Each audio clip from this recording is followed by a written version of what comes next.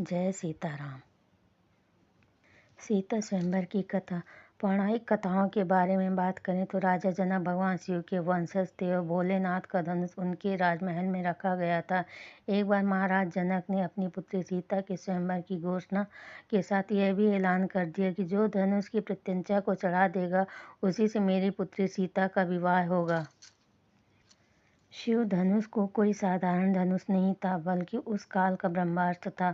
उस चमत्कारिक धनुष के संचालन की विधि राजा जनक, माता सीता, आचार्य श्री परशुराम, आचार्य श्री विश्वामित्र को ही ज्ञात था। राजा जनक को इस बात का डर सताने लगा कि अगर धनुष रावण के हाथ लग गया तो इस सृष्टि का विनाश हो जाएगा। इसलिए विश्वामित्र ने पहले ही भगवान राम को उसके संचालन की विधि बता दी थी। जब श्री राम द्वारा यह धनुष टूट गया तभी परशुराम जी को बहुत क्रोध आया, लेकिन आचार्य विश्वामित्र एवं लक्ष्मण के समझाने के बाद वह एक पुरातन यंत्र था, इसलिए संचालित करते ही टूट गया। तब जाकर श्री परशुराम का क्रोध शांत हुआ। राम ने जब प्रत्यंचा चढ़ाकर धनुष को तोड़ा और माता सीता से उनका विवाह संपन्न हो गया। कैसे हुई थी पिनाक धनुष की उत्पत्ति? शास्त्रों के अनुसार एक बार महर्षि कश्यप ने ब्रह्मदेव की घोर तपस्या की। अपने ध्यान में इतने गहरे खो गए कि वर्षों तक बिना हिले तपस्या करते रहे, जिससे उनके शरीर पर देवकों ने बांबी बना ली। उस बांबी पर बांस का एक पेड़ उगा जो साधारण नहीं था। ब्रह्मदेव ने महर्षि कश्यप की तपस्या से खुश होकर उन्हें उनके मनचाहे वरदान प्रदान किया। उस बांस को भगवान विश्वकर्मा को दे दिया।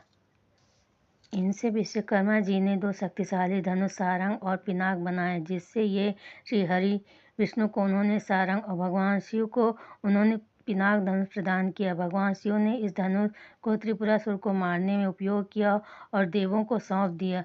जब देवों का समय खत्म हुआ तो देवताओं ने इस धनुष को महाराजा जनक जी के पुत्र देवरात को दे दिया। शिव जी का वह धनुष उन्हीं की धरोहर स्वरूप जनक जी के पास सुरक्षित था। इस शिव धनुष को उठाने की क्षमता कोई नहीं रख सकता था। एक बार देवी सीता जी ने इस धनुष को उठा दिया था, जिससे प्रभावित होकर जनक जी ने यह सोचा कि यह साधारण कन्या नहीं है, अतः जो भी इससे विवाह करेगा वह भी साधारण पुरुष नहीं होगा। इसीलिए जनक जी ने सीता जी के स्वयंवर का आयोजन किया था। यह शर्त रखी थी कि जो कोई भी इस शिव धनुष को उठाकर तोड़ेगा, सीता जी से करेगी। उस सभा में भगवान श्री राम ने अंततः शिव धनुष तोड़ दिया और सीता जी से विवाह किया था। सियावर रामचंद्र जी की जय।